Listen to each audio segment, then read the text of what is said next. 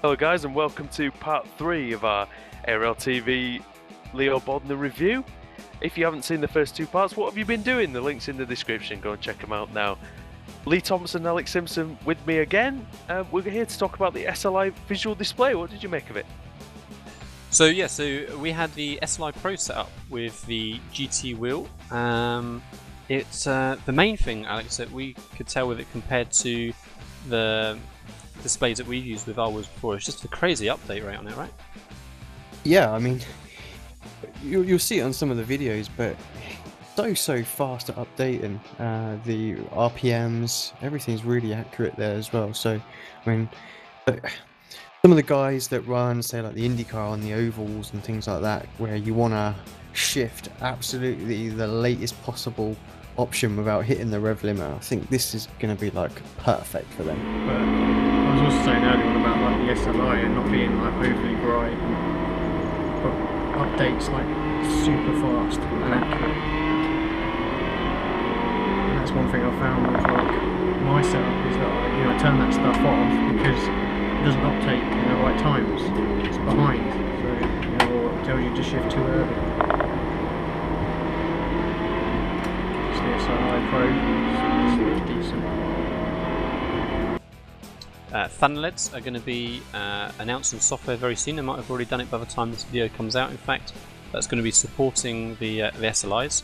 So that's going to give a new GUI to support the settings for the SLIs. So that will be interesting to see how that works. And again, hopefully we can get our hands on that at some time and have a play, and then really get into the detail of what amazing things the SLI products have.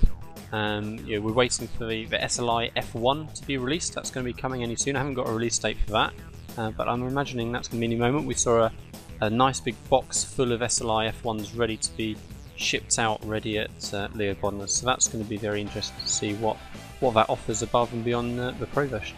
Yeah, I mean, do you have any idea of what the difference? Can you tell for everybody what the difference is? Visually, they look very similar. The main difference between these, the F1 has the lights on the outside, which, when we were speaking earlier on, indicate whether or not you're like under caution or it's green flag or whatnot like that. So that's the difference. I think the F1 just a tiny little bit longer. That's the main difference. We didn't play with any of the software or anything like that, so couldn't really go into any detail in that. It was funny when we were there actually.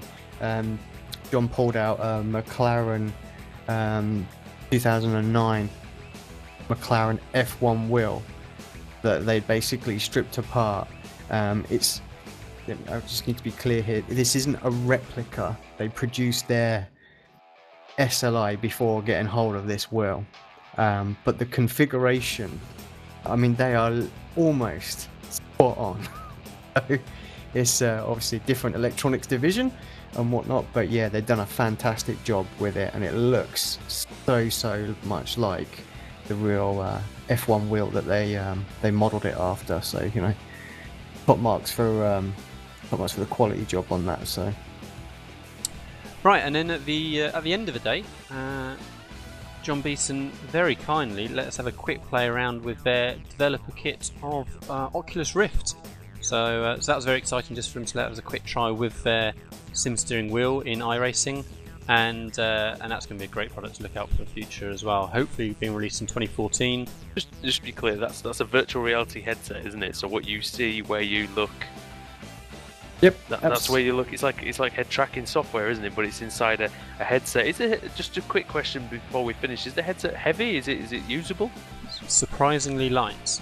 So it's a lot lighter than it looks because it's relatively bulky. Straps over your head, so you have a strap going around the side, strap over the top. But it's a lot lighter than you think it's going to be. I think that really could be the end game for sim racing. That could be the end objective, I think, to get everybody with one of those. Right, Alex and Lee, it's been great chatting to you about your day out at Silverstone with Leo Bodnar. Like I say, if you've missed any of the first two parts of the interview, then please go back and check out the descriptions. Check out the description for the links. Sorry. Thanks for watching ARL TV. and we'll be back, I'm sure, with more product reviews in the future. So from Andrew Woodhouse, Alex Simpson and Lee Thompson, goodbye.